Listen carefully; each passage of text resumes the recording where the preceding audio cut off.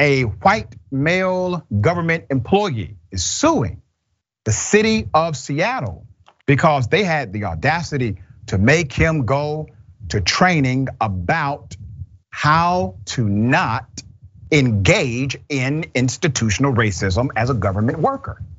He found this to be quite offensive and discriminatory and made him feel guilty for being white. So he's fighting back. Let's put up his picture full mass here.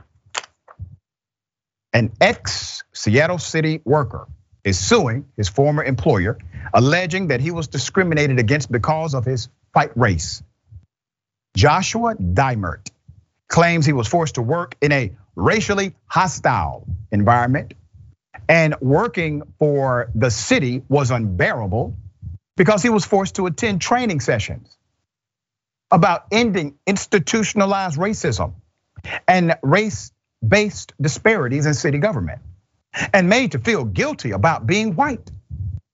Upon reviewing the suit, it seems most of the allegations are related to a diversity training program. So let me get this right. He's complaining about going to a training program about eliminating racism in the workplace.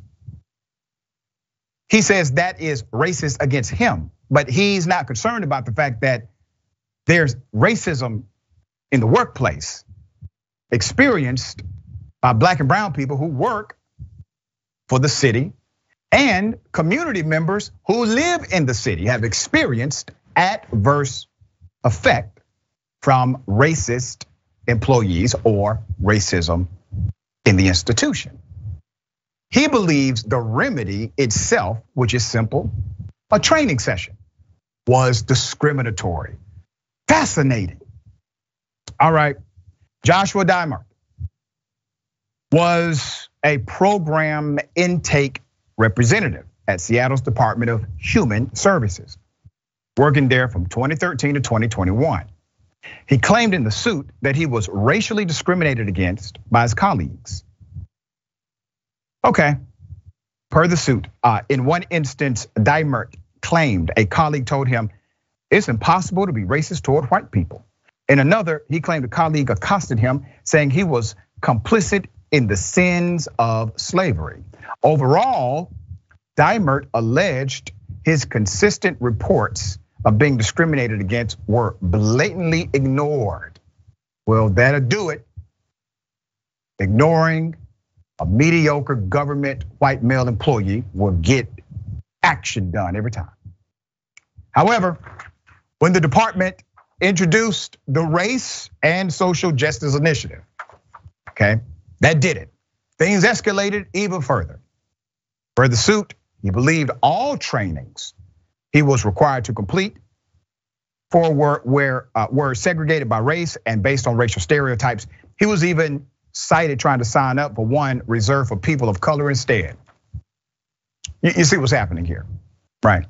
Okay, there's more. Per the lawsuit, the department requires that all employees participate in Race and Social Justice Initiative training that aggressively promotes the concept of white privilege and the collective guilt that white employees like Mr. Diemert purportedly bear for societal inequality. The UIR workshop is rooted in critical race theory. There he goes. And the facilitators at the event stated that white people are like the devil. The racism in white people's DNA. Racism is in white people's DNA. And that white people are cannibals, according to him. Now, we don't have any independent evidence to validate any of this coming from the training. When Mr. Diemert objected, the facilitators used their platform to belittle and attack Mr. Diemert, according to him. Other co-workers that were present continued the mockery in the workplace and made Mr. Diemert, the office, a pariah. Mr. Diemert's co-workers called him a white supremacist. In the suit, Mr. Diemert alleges an internal investigation was triggered by his claims of a hostile work environment. However, the lead investigator was part of a RSJI task force Brandon Kendall. In the final report, no fault was found on the side of the department. Diemert claims his civil rights were violated under the Equal Protection Clause of the US Constitution, and he is requiring $300,000 in damages. Now, that's not even the saddest part. The saddest part is, depending on what judge gets this case, damn it, the man may get every penny he has proclaimed he's entitled to. So let's go ahead and highlight the irony of this whole thing. The man is literally using constitutional dynamics created because of white racists. He's using those constitutional protections in order to claim that he was discriminated against because a city decided to provide a remedy in the context of the same constitutional dynamic, which is fairness, equity in the workplace. Anti-discriminatory practices should be established. Because of culture, sometimes you have to be very intentional about making sure you get to the result you want. He finds the process to be, well, racist. All right, Dan, thoughts here? Yeah, I guess it's racist in the sense that, yeah, his civil rights have been offended as a white man in Seattle. Like, I'm trying to work with him very much. Like, what is it? Like, your culture here has been messed with. Okay, here's the thing, Mr. Diemert.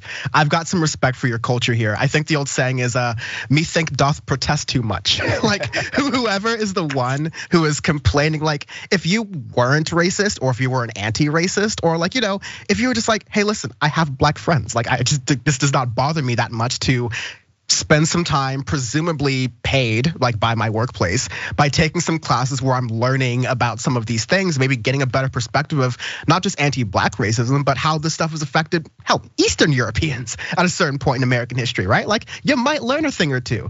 No, instead he decides to lawyer up, try to argue for getting $300,000 in damages. I love this whole idea of him arguing this legal case that someone accosted him by saying he was complicit in the sins of slavery. Like, I'm sorry, your fragility is showing here like really, really badly, and you spent a lot of money to show that fragility. But coming from the people who don't believe that speech equals violence, and they constantly argue that all the time, it seems really, really rich. But ultimately, he just seems like a clown to me. I would hope he didn't escalate to this level, but unfortunately in the judicial system, you get people who are like, all right, hey, let's take this up. Let's let this argue. Let's see what happens. And so it hangs in the balance a little bit here, but I think we can all at least see in the public sort of view, this is very ridiculous. Yes, and hopefully the judge sees it the same way. We shall see.